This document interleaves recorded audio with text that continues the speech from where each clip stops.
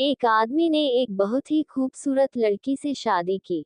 शादी के बाद दोनों की जिंदगी बहुत प्यार से गुजर रही थी। वह उसे बहुत चाहता था और उसकी खूबसूरती की हमेशा तारीफ किया करता था। लेकिन कुछ महीनों के बाद लड़की चर्मरोग से ग्रसित हो गई और धीरे धीरे उसकी खूबसूरती जाने लगी। खुद को इस तरह देख उसके मन में डर समाने लगा कि यदि वह बदसूरत हो गई तो उसका पति उससे नफरत करने लगेगा और वह उसकी नफरत बर्दाश्त नहीं कर पाएगी। इस बीच एक दिन पति को किसी काम से शहर से बाहर जाना पड़ा। काम खत्म कर जब वह घर वापस लौट रहा था, उसका एक्सीडेंट हो गया, जिसमें उसने अपनी दोनों आंखें खो दी। लेकिन इसके बावजूद भी उन दोनों की जिंदगी सामान्य तरीके से आगे बढ़ती रही।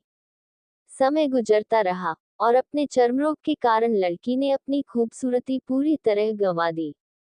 वह बदसूरत हो गई, लेकिन अंधे पति को इस बारे में कुछ भी पता नहीं था। इसलिए इसका उनके खुशहाल विवाहित जीवन पर कोई प्रभाव नहीं पड़ा। वह उसे उसी तरह प्यार करता रहा। एक दिन उस लड़की की मौत हो गई। पति अब अकेला हो गया था। वह बहुत दुखी था। वह उस शहर को छोड़कर जाना चाहता था।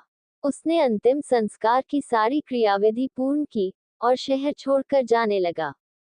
तभी एक आदमी ने पीछे से उसे पुकारा और पास आकर कहा, अब तुम बिना सहारे के अकेले कैसे चल पाओगे? इतने साल तो तुम्हारी पत्नी तुम्हारी मदद किया करती थी।